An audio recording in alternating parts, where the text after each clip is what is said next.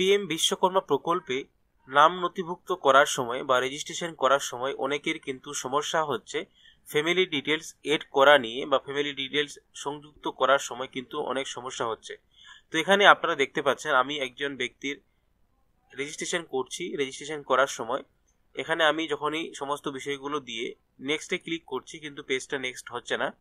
এখানে ফ্যামিলি ডিটেলসের জায়গায় একজন ব্যক্তির আধার নাম্বার এখানে ব্ল্যাঙ্ক রয়েছে বা ফাঁকা রয়েছে, এই আধার নাম্বারটা নতুন করে ইনপুট করার কোনো অপশন নেই। এবার আমরা যদি এই পার্সনটাকে ডিলিট করতে চাই এখানে কিন্তু ডিলিটও হচ্ছে না। তো এই সমস্যাটা যদি আপনাদের ক্ষেত্রেও হয়ে থাকে কিভাবে আপনারা সমাধান করবেন সমস্ত প্রসেসটা জানাবো আমি এই ভিডিওর মাধ্যমে। তো ভিডিওটি স্কিপ না করে সম্পূর্ণ ভিডিওটি দেখার অনুরোধ রইল। যারা চ্যানেলে নতুন দেখছেন এরকম নিত্য নতুন আপডেট পাওয়ার জন্য চ্যানেলটিকে সাবস্ক্রাইব করে পাশে থাকা বেল আইকনটি প্রেস করে অল নোটিফিকেশন ক্লিক করে রাখবেন। তো ভিউয়ার্স, আপনাদের ক্ষেত্রেও যদি এইরকম সমস্যা হয়ে থাকে তাহলে আপনারা কি করবেন, সমস্ত বিষয়গুলো প্রথমে আপনারা ইনপুট করবেন। ইনপুট করার পরে আপনারা প্রথমেই এই ফ্যামিলি ডিটেলসের যে সমস্ত মেম্বারগুলো রয়েছে তাদের প্রত্যেককে এখান থেকে আপনি ডিলিট করবেন। ডিলিট অপশানে ক্লিক করার পরে নিচের দিকে চলে আসবেন, এখানে দেখবেন নেক্সট এবং একটা সেভ দুটো বাটন রয়েছে।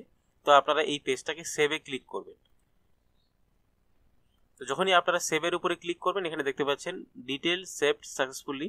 আপনি যে ডিটেলসটা ইনপুট করলেন সেগুলো কিন্তু সাকসেসফুলভাবে সেভ করা হলো। তো এবার আপনারা আপনাদের এই পেজটাকে লগ আউট করবেন।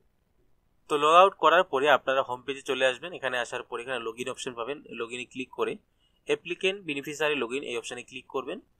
এখানে আপনারা আপনাদের মোবাইল নাম্বারটা বসাবেন, ক্যাপচার কোডটা এখানে দিয়ে লগ ইনে ক্লিক করবেন।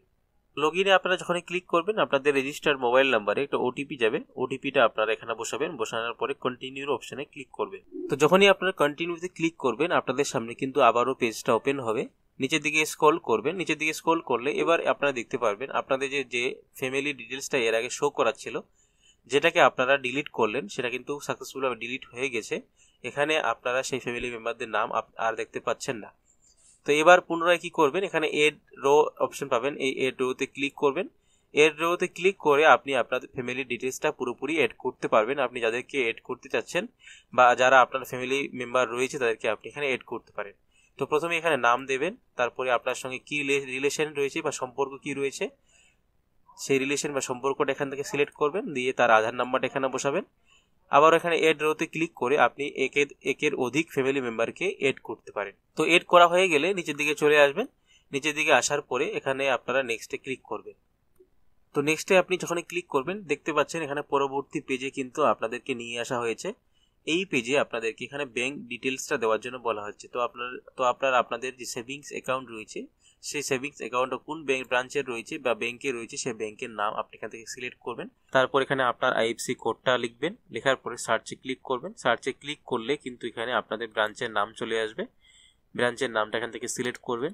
এখানে আপনার অ্যাকাউন্ট নাম্বারটা বসাবেন। অ্যাকাউন্ট নাম্বারটা কনফার্ম করার জন্য দ্বিতীয়বার আপনারা কনফার্ম অ্যাকাউন্ট নাম্বার এই অপশনে বা এই ঘরটাতে আপনারা টাইপ করবেন। তো অ্যাকাউন্ট নাম্বার দেওয়ার পরে এখানে দেখতে পাচ্ছেন ক্রেডিট সাপোর্ট। আপনি যদি লোনের জন্য অ্যাপ্লাই করতে চান এখানে দেখতে পাচ্ছেন আপনি লোনের জন্য অ্যাপ্লাই করতে পারবেন।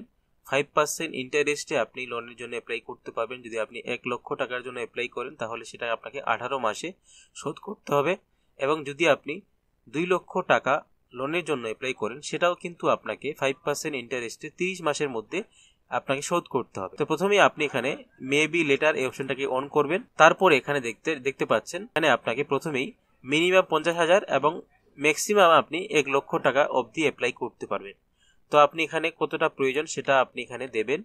50,000 থেকে 1 লক্ষর মধ্যে একটা অ্যামাউন্ট সিলেক্ট করবেন বা টাইপ করবেন। তারপরে নিচের দিকে চলে আসবেন, এখানে পারচেস অফ টুল কিট এই অপশনটাতে ক্লিক করবেন, কি জন্য আপনার টাকাটা প্রয়োজন।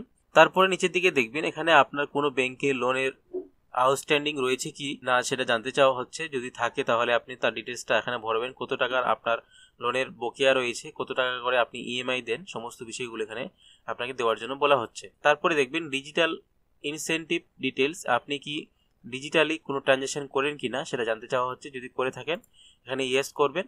তারপর এখানে আপনারা ইউপিআই আইডিটা দিয়ে দেবেন। যদি না করে থাকেন তাহলে আপনি এখানে এটাকে নো করে রাখতে পারেন। তারপর এখানে আপনি নেক্সটে ক্লিক করবেন। তারপরে কিন্তু আপনাদের সামনে পরবর্তী যে পেজ বা 3 নাম্বার যে স্টেপ সেটা কিন্তু চলে আসবে স্কিল ট্রেনিং।